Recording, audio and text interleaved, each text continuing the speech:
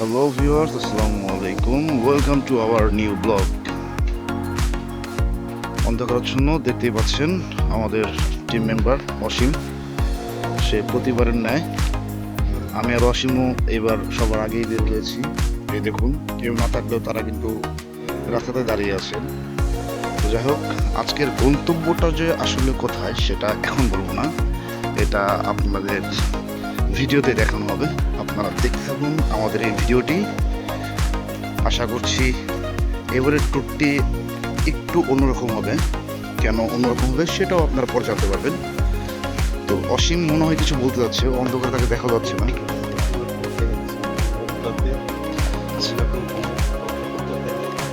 আচ্ছা, সবাই যখন ঘুমে তখন আমরা কোথায় যাই, এটা হচ্ছে গিয়ে একটা প্রশ্ন। যাই হোক, এই প্রশ্নর সম্মুখীন হতে চাইলে আপনাদের থাকতে হবে আমাদের সাথে। এখন এ পর্যন্তই, চলুন সামনে যাই এবং দেখি বাকি টিম মেম্বাররা কে কি করছে।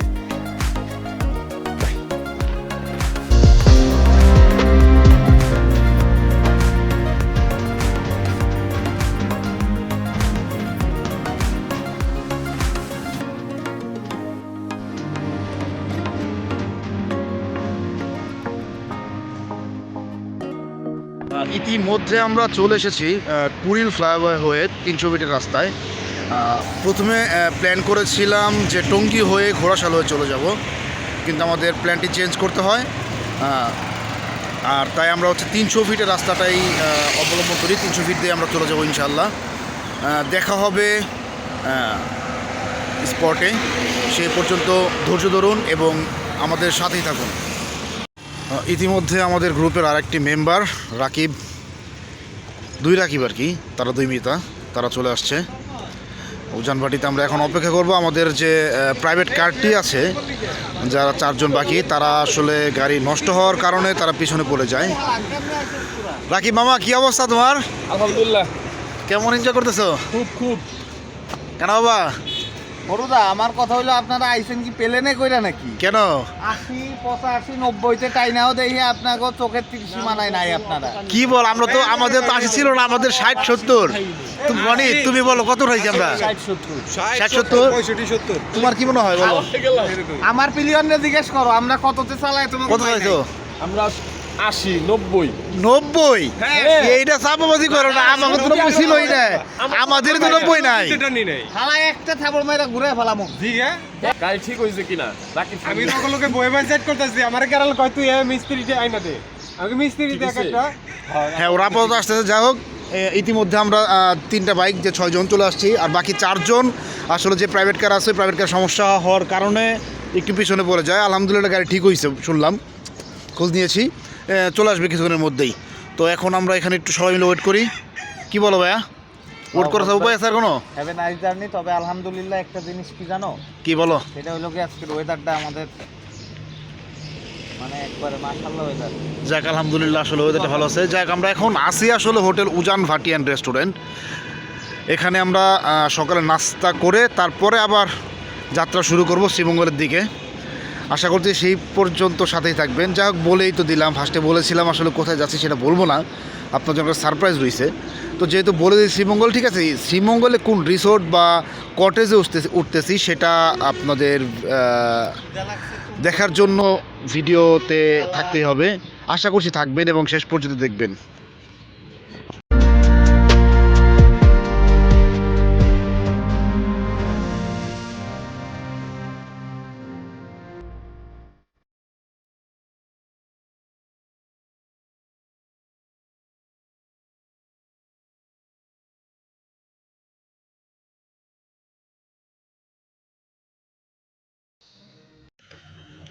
আপনারা শ্রীমঙ্গল আসবেন আর চায়ের কন্যাকে স্বাগত জানাবেন না, সেটা তো আসলে হতেই পারে না। আপনাদের সামনে এই যে চায়ের দেশে স্বাগত।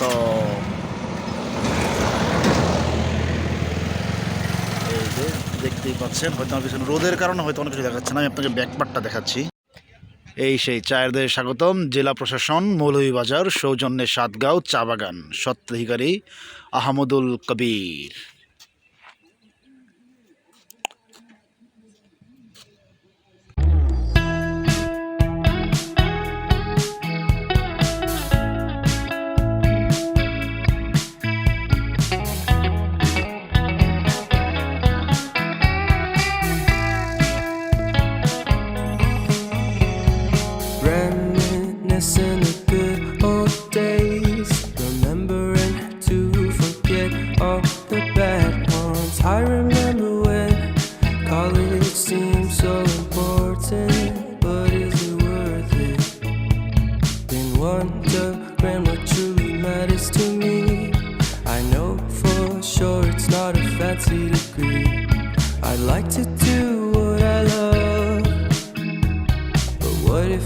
not good enough. Split personality, sometimes sour, sometimes sweet. An M. Night Shyamalan story called Everything's Peachy. Can we just skip straight to the plot twist, please?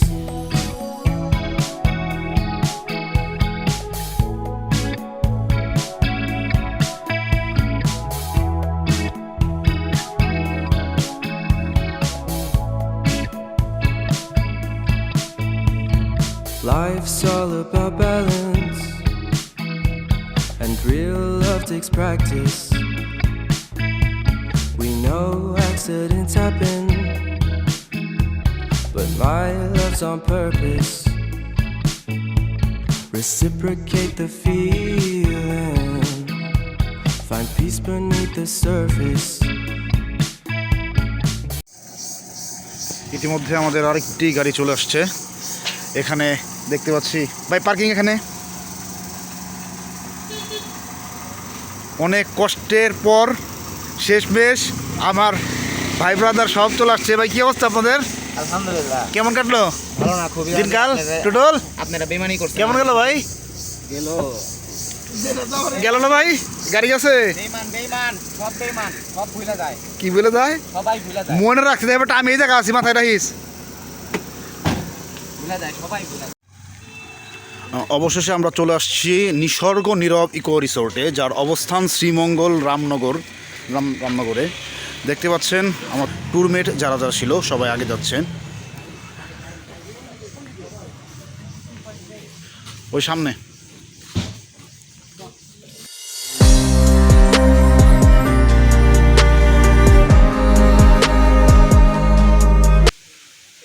একটা জিনিস লক্ষ্য করেছেন কি আপনারা?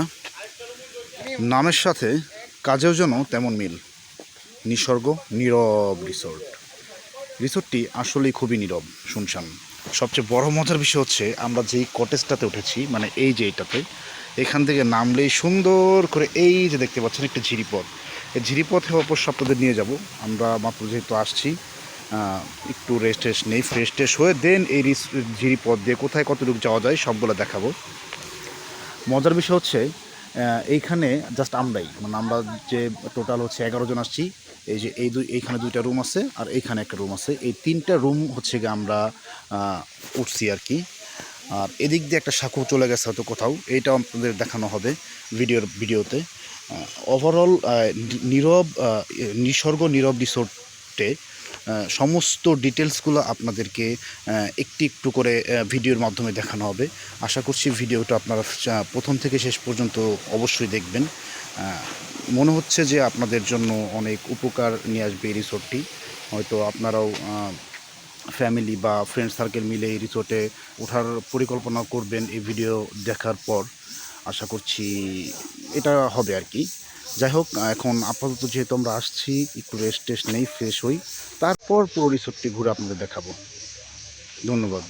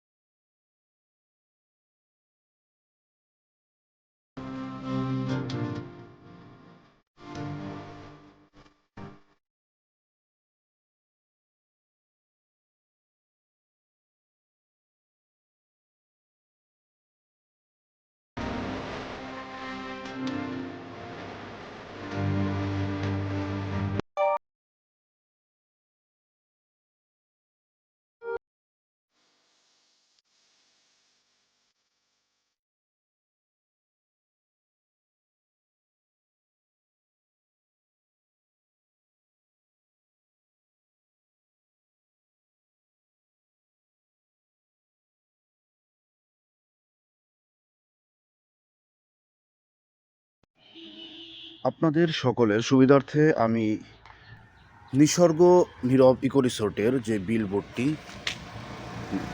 নামের ছিল সেটি দেখে দিচ্ছি। এই যে দেখতেই পাচ্ছেন এটি রাধানগর শ্রীমঙ্গলে অবস্থিত। গ্র্যান্ড সুলতান রিসোর্টের ঠিক অপোজিটের যে রাস্তাটি, সেই রাস্তা দিয়েই এখানে আপনারা আসতে পারবেন। এখানে তাদের কন্ট্যাক্ট নাম্বারও দেওয়া আছে। আমি একটু সময় নিয়েই আপনাদের দেখাচ্ছি যাতে নাম্বারটি আপনারা ক্যাপচার করতে পারেন। তারপর আমি ডেসক্রিপশনে দিয়ে দেব তাদের নাম্বার। তো চলুন নিসর্গ নীরব ইকো রিসোর্টের একদম মেন ফলক আপনাদের দেখাই। মেন গেট থেকে কীভাবে তারা তাদের রিসোর্ট যায়। এই যে এটা হচ্ছে তাদের অফিস রুম।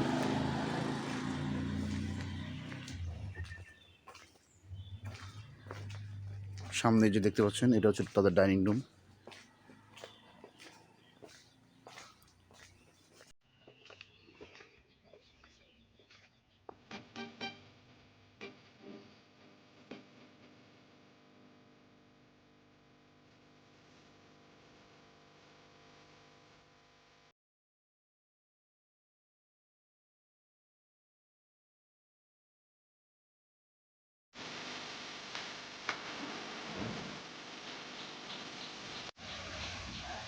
বুঝে একজনের মনে ঘুম ভাঙছে, সে ঘুম থেকে উঠে আসছে।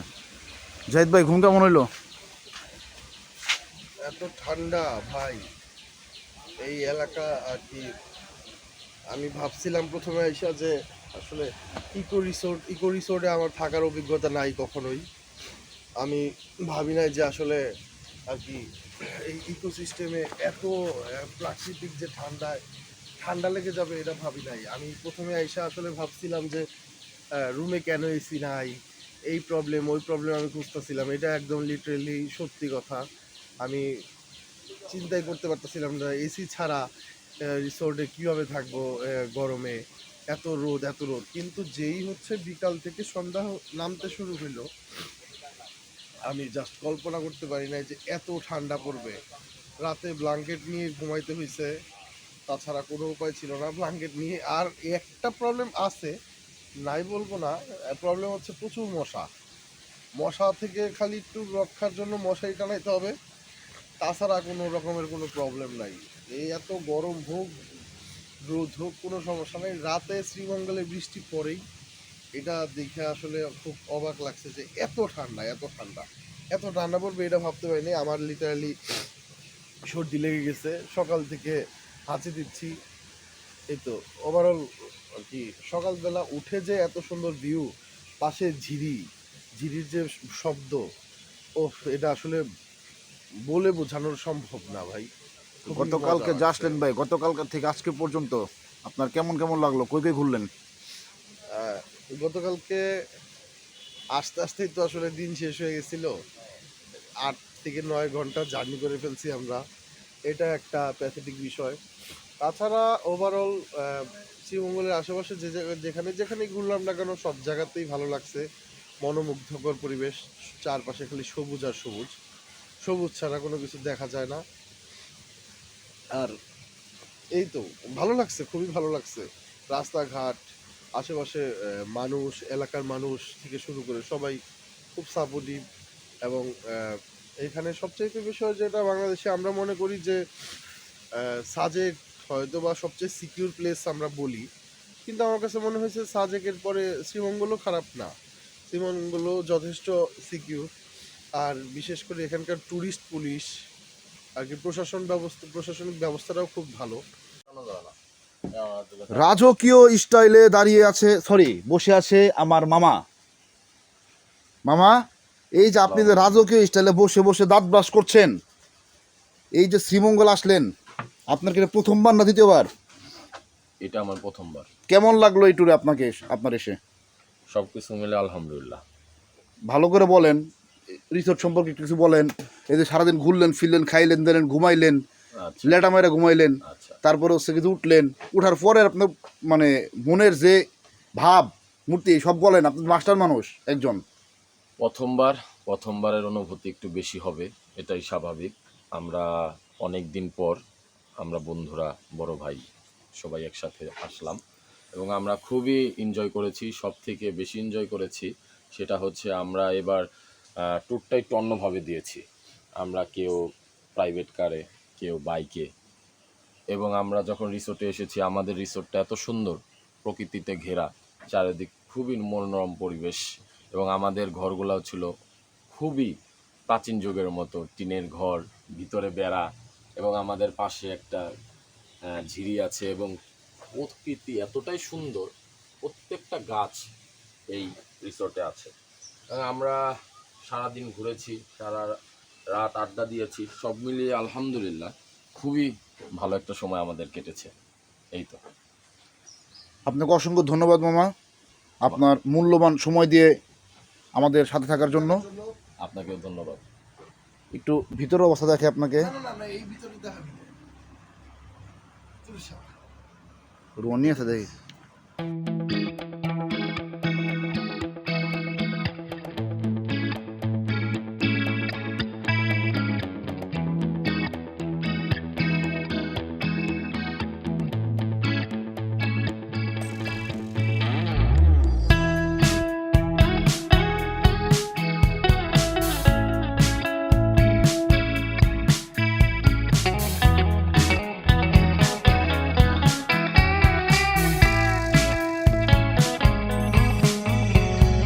Reminiscing the good old days, remembering to forget all the bad ones. I remember when college seemed so important, but is it worth it?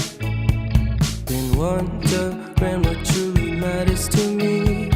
I know for sure it's not a fancy degree. I'd like to do what I love, but what if I'm not good enough? Split personality, sometimes sour, sometimes